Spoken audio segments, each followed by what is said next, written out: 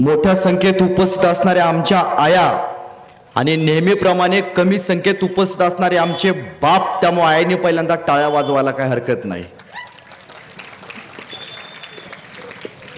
तुमच्यासाठी काल रात्री नाशिक गडचिरोली साईडला होतो, 750 किलोमीटरचं अंतर पार करून आलोय. टाळ्या वाजवल्या तर मनापासून वाजवायच्या,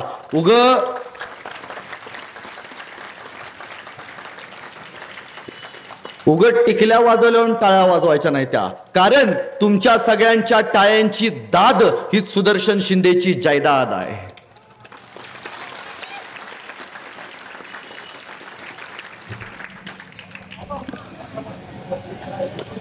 शिवमुद्रा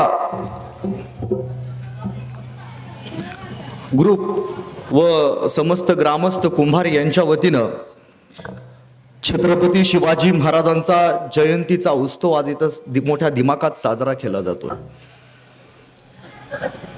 खर तर मी मगाशी येत होतो तेव्हा माझ्यासोबत काही लहान मुलं माझ्यासोबत येत होती.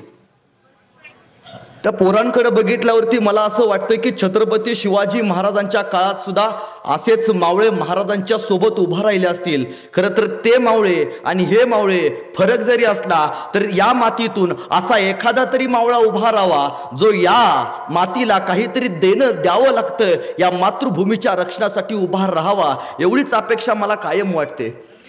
माझी अत्यंत लाडकी आणि सुंदर कथा मी नेहमी सांगत असतो.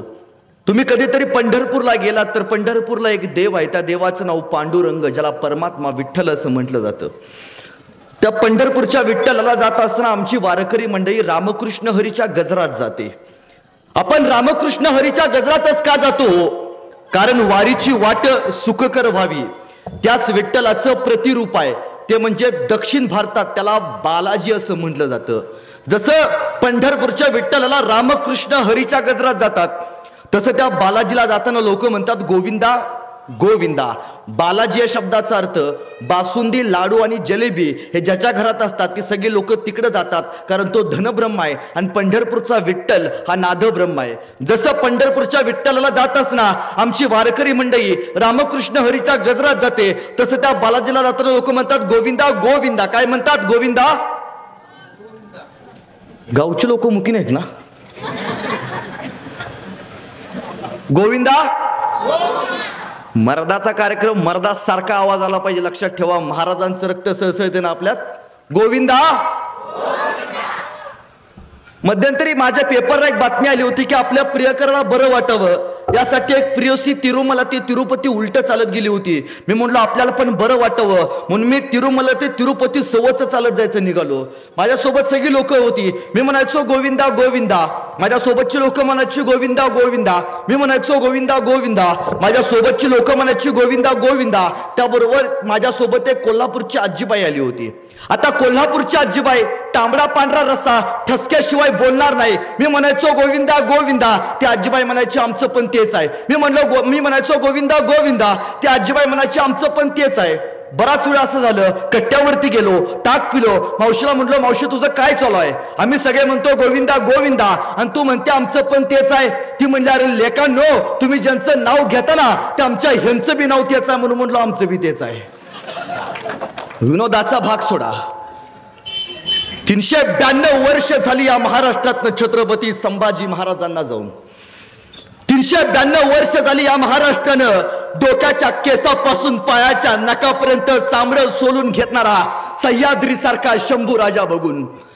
या मातीनं 392 वर्ष झाली मळवट्याला संभाजी राजांच्या रक्ताचा स्पर्श करून. आजही संभाजी राजांच्या नावानं तुमच्या माझ्या अंगावरती काटा येतो.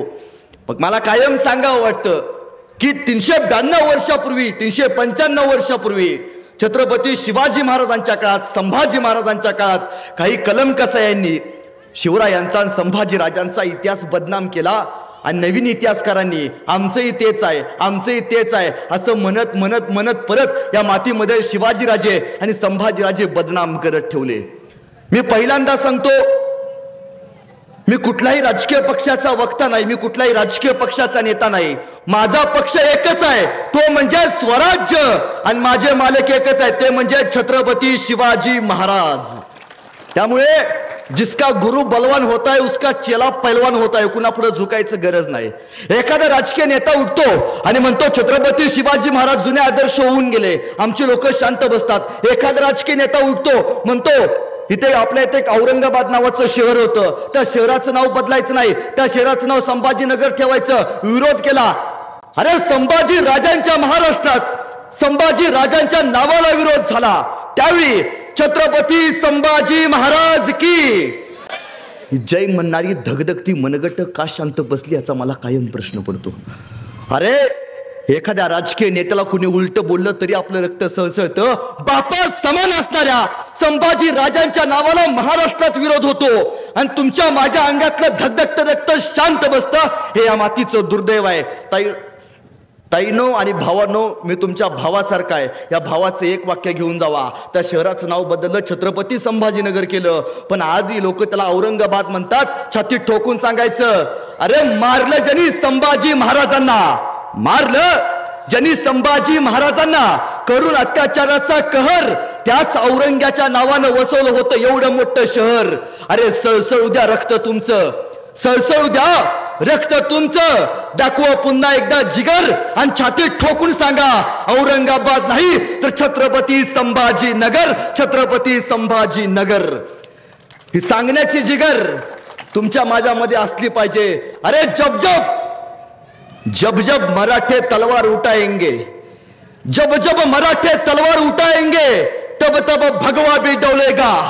जब जब मराठे तलवार उठाएंगे तब तब भगवा भी डोलेगा. शंभू राजा का नाम सुन के हर मराठों का रक्त भी खोलेगा.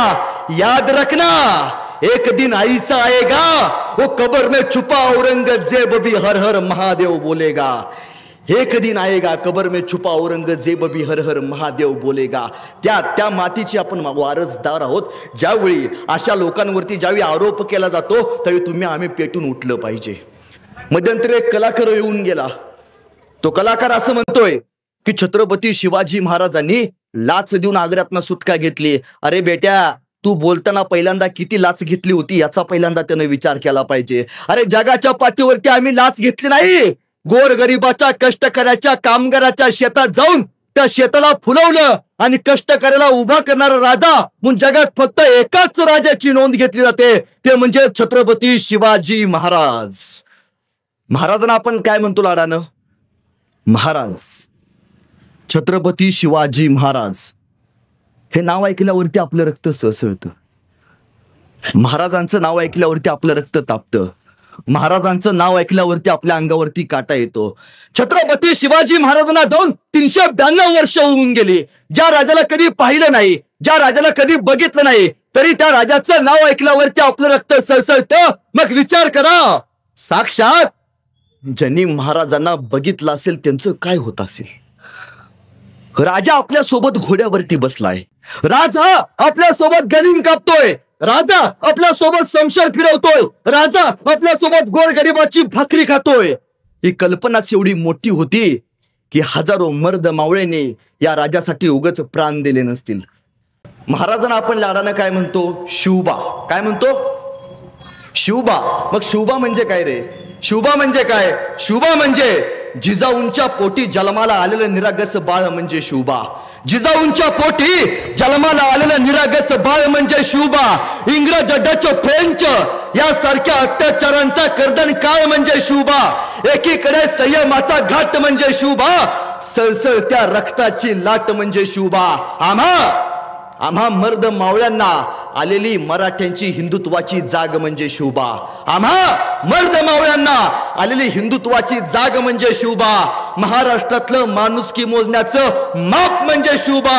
तुमचा, माझा आणि अखंड जगाचा बाप म्हणजे शिवबा. तुमचा, माझा अखंड जगाचा बाप म्हणजे शिवबा. त्या बाप माणसाला आपण आज ऐकायला उपस्थित आहोत. ताईनो, महाराजांच्या इतिहासातनं काय घ्या अगर न घ्या, महाराजांच्या इतिहासातनं एक गोष्ट घ्या. एकमेव राजा, एकमेव ज्या माणसानं तुम्हाला आम्हाला वास्तवात जगायला शिकवलं.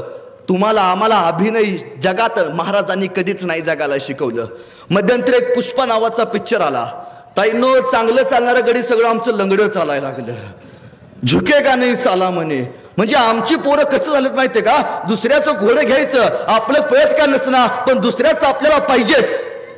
काय नाव, झुकेगा नाही साला. लंगडी चालणारे पोरं आमची सगळी चांगली चालणारी पोरं आमची सगळी लंगडी चालायला लागली. अरे पोरांनो, तुम्ही तुमचा आदर्श तो पुष्पामधला झुकेगा नाही साला म्हणणारा पुष्पा जरूर असू दे, पण वयाच्या 32व्या वर्षी औरंगजेबासमोर उभारून त्याची अवकात दाखवत झुकेगा नाही साला म्हणणारा संभाजी राजा पोरांनो पहिल्यांदा तुमचा आदर्श असला पाहिजे. त्या राजाला तुम्ही आम्ही एकमेकांच्या काळजात घेऊन मिरवलं पाहिजे. एक 12 वर्षाचं पोरग होतं 392 वर्षापूर्वी. 12 वर्षाचं पोरग महाराजांना भेटायला आलं, बाहेरच्या राज्यात आलं, एका शेतकऱ्याला भेटलं. शेतकऱ्याला म्हणलं, असा कोणी माणूस आहे, शेतकऱ्याला विचारतंय असा कोणी माणूस आहे जो लोककल्याणकारी काम करतो.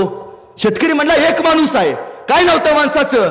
त्या माणसाचं नाव शिवाजी राजा बर का.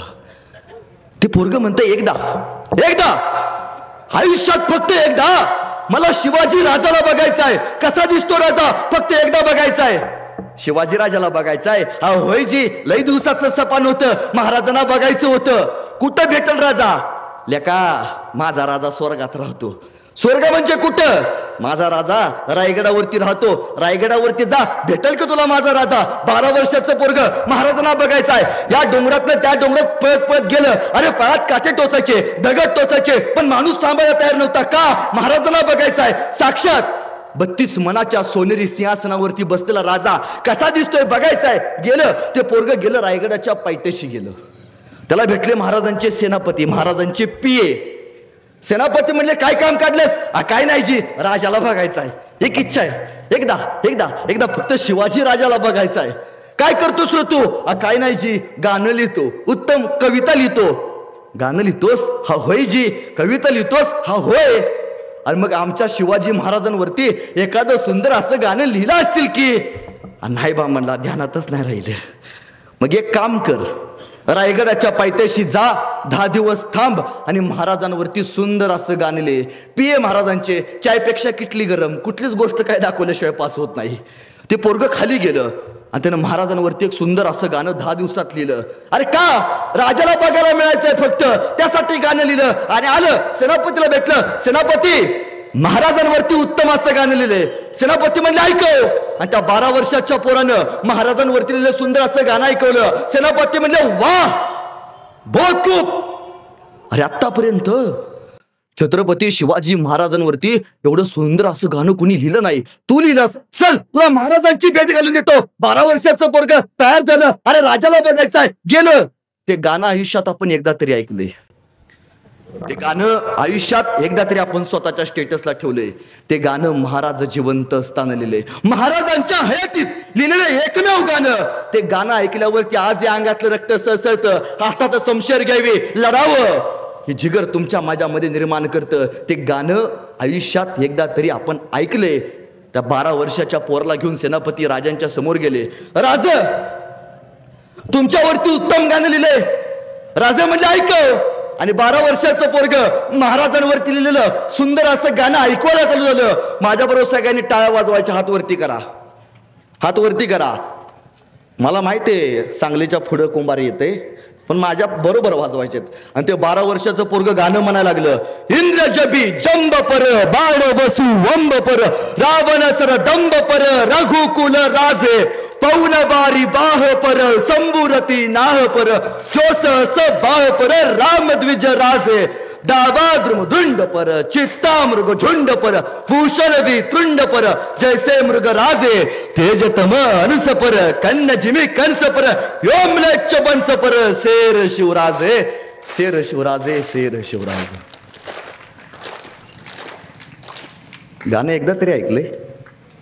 हे गाणं महाराज जिवंत असताना लिहिलं. त्या कवीचं नाव कवी भूषण.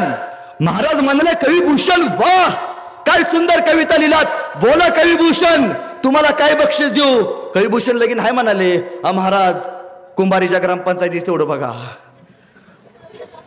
का, कुठं जिल्हा मध्यवर्ती घेताय का बघा.